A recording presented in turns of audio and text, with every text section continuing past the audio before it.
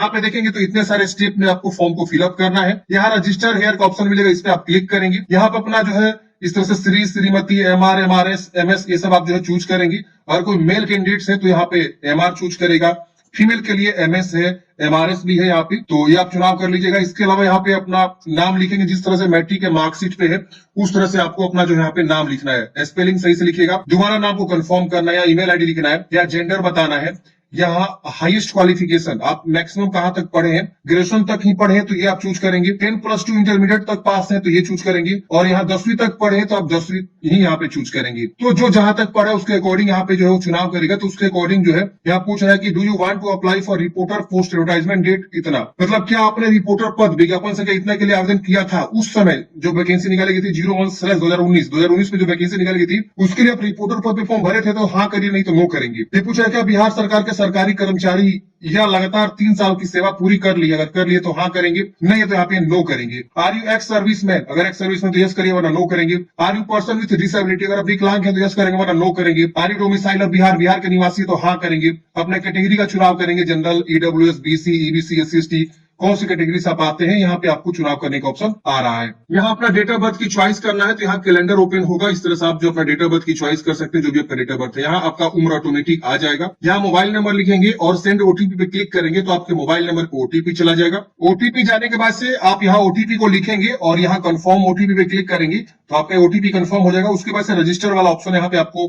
मिलेगा, आप इस पे क्लिक करेंगे। रजिस्टर करते हैं फ्रेंड्स आपका रजिस्ट्रेशन यहाँ पे हो जाता है। आपको एप्लीकेशन आईडी मिल जाता है, आप इसे नोट कर लेंगे। और रजिस्ट्रेशन आईडी और पासवर्ड जो आपके मोबाइल पे भेज दिया जाता है तो आप उसे भी जरूर चेक करेंगे। आपके मोबाइल पे एक एसएमएस आ गया होगा, उसमें आपका रजिस्ट्रेशन नंबर होगा और पासवर्ड होगा। अब क्या करना है, यहाँ पे एक ऑप्शन मिलता है लॉग इन टू कंटिन्यू, इस पे क्लिक करेंगे। अब आपका लॉग इन वाला पेज यहाँ पे आएगा। यहाँ देखिए इस तरह से आ रहा है, ये डैशबोर्ड आ गया। अप्लाई नाउ पे क्लिक करेंगे तो ये देखिए अब आपका यहाँ पे मोबाइल नंबर या एप्लीकेशन आईडी दोनों में से कोई लिखेंगे। पासवर्ड जो आपके मोबाइल पे प्राप्त हुआ है उसे लिखेंगे और उसके बाद आपको लॉग इन कर लेना है। लॉग इन करते हैं फ्रेंड्स आपका डैशबोर्ड यहाँ पे ओपन हो जाएगा। जो जो स्टार मार्क्स लगा है वो सब आपको भरना मैंडेटरी है। यहाँ पे आपकी जानकारी शो होता है। यहाँ नीचे आएंगे अपना फादर्स नेम या मदर्स नेम, रिलीजन बताएंगे हिंदू मुस्लिम क्या है, मैरिड है कि सिंगल है। आईडी प्रूफ आप क्या देना चाहते हैं, कोई भी एक आईडी प्रूफ दे सकते हैं, जैसे Aadhaar card, voter ID card, PAN card, driving licence, passport. सब आधार कार्ड चूज करते हैं तो यहाँ पे आधार संख्या लिखेंगे। अगर हम यहाँ पे वोटर आईडी कार्ड चूज करें तो वोटर आईडी संख्या लिखेंगे। Pan card choose pan number लिखेंगे। डीएल चूज करें तो डीएल संख्या लिखेंगे। आइडेंटिफिकेशन मार्क्स, बॉडी में एक पहचान आपको बताने से तीर का निशान, कटा का निशान, जला का निशान, ये सब हो सकता है, आप बता दीजिएगा। Are you grandson, granddaughter of freedom fighter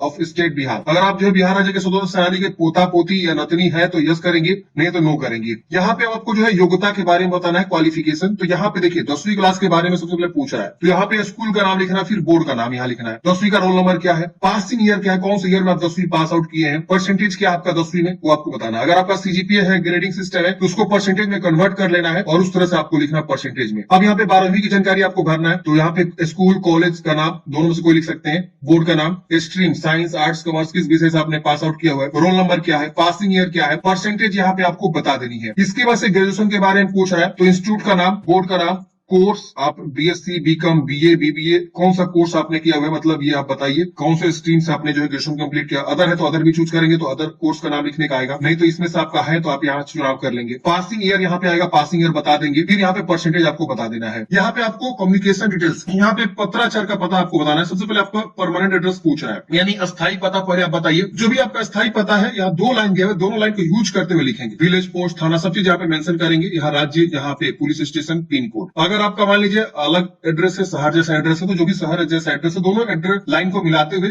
आप जो एड्रेस को लिखेंगे। अब यहाँ पूछ रहा है कोरस्पोंडेंस एड्रेस, तो अगर सेम है ऊपर जैसा तो इसको टिक करेंगे, सेम सेम कॉपी हो जाएगा। अलग है तो अलग अलग आप लिख सकते हैं। अगर मान लीजिए आप जो है परिचारी जैसे पोस्ट पे फॉर्म भरेंगे तो आप मैक्सिमम क्वालिफिकेशन जो है 10वीं भी चुनाव करके आवेदन दे सकते हैं। तो यहाँ सिर्फ 10वीं की जानकारी पूछेगा। तो जिस पद के लिए क्वालिफिकेशन बोला गया है वो आप यहाँ पे अपना जो है क्वालिफिकेशन को ऐड करेंगे। चलिए यहाँ पे जो है हम यहाँ पे 7 प्रोसीड करते हैं। 7 करते हैं अगले स्टेप में। यहाँ पे आपको जो है दस्तावेज अपलोड करना है। जैसे आप फोटोग्राफ अपलोड करना है 10 से 100 KB के बीच होना चाहिए। यहाँ आप अपलोड पे क्लिक करेंगे, जो भी फाइल चूज करेंगे आपका यहाँ पे अपलोड हो जाएगा। उसी तरह से सिग्नेचर को भी आप यहाँ पे चूज करेंगे। फिर यहाँ पे मैट्रिक का जो है सर्टिफिकेट, आप यहाँ पे पासिंग उत्तीर्ण जो है प्रमाण पत्र यहाँ पे आपको जो है देना है। यहाँ पे इंटरमीडिएट का जो है प्रमाण पत्र देना है और यहाँ पे आपको जो है ग्रेजुएशन का जो है प्रमाण पत्र आपको देना है। ये जो भी डॉक्यूमेंट्स है जैसे कि मैट्रिक, इंटर, ग्रेजुएशन, तो ये पीडीएफ में होना चाहिए और 300 KB से कम होना चाहिए पीडीएफ में। फिर यहाँ पे आईडी प्रूफ, जैसे हमने आधार कार्ड चूज किया था ना, तो आधार कार्ड यहाँ मांग रहा है। अब ध्यान देना बात यह है कि आधार कार्ड का जो ना फ्रंट और बैक दोनों एक पेज पे रख के आपको पीडीएफ बनाना है। फिर यहाँ पे जो है कास्ट सर्टिफिकेट यानी जाति प्रमाण पत्र, तो अगर जनरल है तो जनरल को जाति प्रमाण पत्र नहीं मांगेगा। बाकी ईडब्ल्यूएस, एससी, एसटी और ओबीसी है तो बीसी, ईबीसी का नॉन क्रिमिनल जो सर्टिफिकेट लगता है वो आपको यहाँ पे देना होगा। तो इसे आप अपलोड करेंगे, बहुत ही सिंपल प्रोसेस है अपलोड करना, इजिली अपलोड हो जाएगा। फिर यहाँ पे अप्लाई एंड प्रोसीड करेंगे। 7H करते हैं फ्रेंड्स। अगले स्टेप पे यहाँ पे आपका फॉर्म का प्रीव्यू आएगा, मतलब ये कि आप जानकारी को वेरीफाई करेंगे, जो भी यहाँ पे जानकारी आपने दिया है वो सब चीज सही है। अगर इसमें कुछ भी गलती है तो आप यहाँ पे नीचे आएंगे, यहाँ बैक जाके एडिट करेंगे, नहीं गलती है तो यहाँ डिक्लेयर करेंगे और यहाँ फाइनल सबमिट का ऑप्शन मिलेगा, आप इस पे क्लिक करेंगे। ये पूछ रहा है कि आप चेक कर लिए सारा डिटेल्स, आपको कहना है हाँ। अगर आप बाद में जो है गलती पाए जाते हैं तो सुधार नहीं होगा। तो एक बार सबमिट करने से पहले आप जो है ना सारा चीज को जरूर वेरीफाई कर लीजिएगा, सभी स्टेप यहाँ पे दिखे रहे। अगर गलती है तो बैक जाकर सुधार कर लीजिएगा। चलिए करते हैं ओके। ओके करते हैं फ्रेंड्स। यहाँ पे इस प्रकार से देखेंगे तो आपका जो है रजिस्ट्रेशन कंप्लीट हुआ। अब जितनी वैकेंसियां चल रही है ना, सारा वैकेंसी यहाँ पे देखेंगे शो हो रहा है। अब यहाँ पे क्या करना है, आप जिसके लिए एलिजिबल है उसके लिए सामने अप्लाई बटन है। तो 4 विज्ञापन है, मैंने आपको ऑलरेडी बताया। एक विज्ञापन में असिस्टेंट सेक्शन ऑफिसर की पद है जिसमें आप ग्रेजुएशन पास चाहिए, अप्लाई बटन है, कर सकते हैं अप्लाई। फिर जो है इसी मतलब देखिए एक बार हमने क्या किया ना, सभी अपनी जानकारी को भरा, आपने जहां तक पढ़ाई किया उसके अकॉर्डिंग जो है यहाँ पे खुला हुआ है। जैसे आप मैट्रिक तक ही पढ़े रहेंगे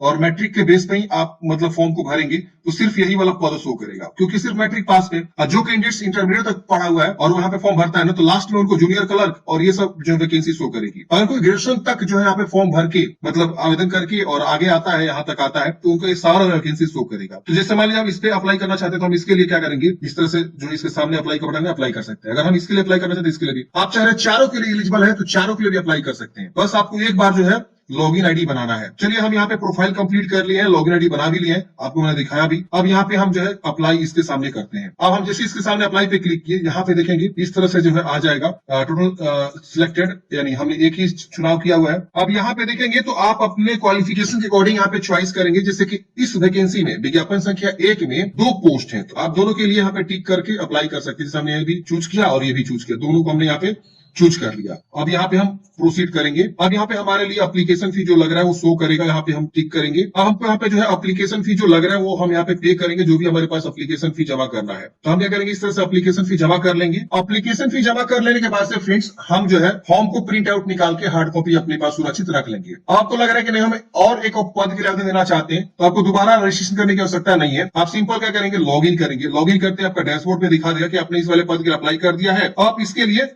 अप्लाई कर सकते हैं बाकी के पद के लिए। तो फिर उसके सामने अप्लाई का बटन है, हम जूनियर क्लर्क के लिए अप्लाई देना चाहते हैं, इस पे क्लिक करेंगे और यहाँ पे वैकेंसी शो होगी। या थोड़ा सा समय आपको लग रहा है, ये देखिए इस प्रकार से जूनियर क्लर्क टिक किए और इसके लिए हम क्या करेंगे, प्रोसीड करेंगे अप्लाई पे। ये इसके लिए हम अप्लाई कर पाएंगे। फिर हम चाह रहे हैं कि नहीं हम इसके लिए भी आवेदन देना चाहते हैं जिसमें कि लाइब्रेरी असिस्टेंट है और बहुत सारे पद है, तो इसके लिए अप्लाई बटन भी बना हुआ है, इसके सामने वाले ऑप्शन पे क्लिक करेंगे। इसमें भी देखेंगे तो ये तीनों पद है आपको शो करेगा, तो हम इसके लिए हम बारी बारी से प्रीफरेंस यहाँ पे दे देंगे। तो ये प्रीफरेंस आपसे पूछ रहा है। अब हम इसके लिए भी प्रोसेस एंड अप्लाई पे क्लिक करेंगे, तो हम इसके लिए क्या करेंगे, पेमेंट को जमा करेंगे, जो भी इसके लिए फी लग रहा है। तो अब हम पेमेंट जमा करेंगे तो उसके लिए भी हमारा फॉर्म अप्लाई हो जाएगा और प्रिंट आउट निकालेंगे। तो इस तरह से आप चाह रहे हैं चारों वैकेंसी के लिए अप्लाई करना, तो चारों के लिए अप्लाई कर सकते हैं, क्योंकि इसमें 4 एडवर्टाइजमेंट है। और अगर आप चाह रहे हैं कि एक ही वैकेंसी अप्लाई करना, तो एक ही के लिए अप्लाई कर सकते हैं। एक ही बार आपको रजिस्ट्रेशन करना है और लॉग इन करके जितना चाहे उतना आप अप्लाई कर सकते हैं। आई होप फ्रेंड्स आपको समझ में आया होगा। आपके मन में कोई भी डाउट है, कमेंट है, कमेंट बॉक्स में पूछेगा। मिलते हैं किसी नेक्स्ट वीडियो में।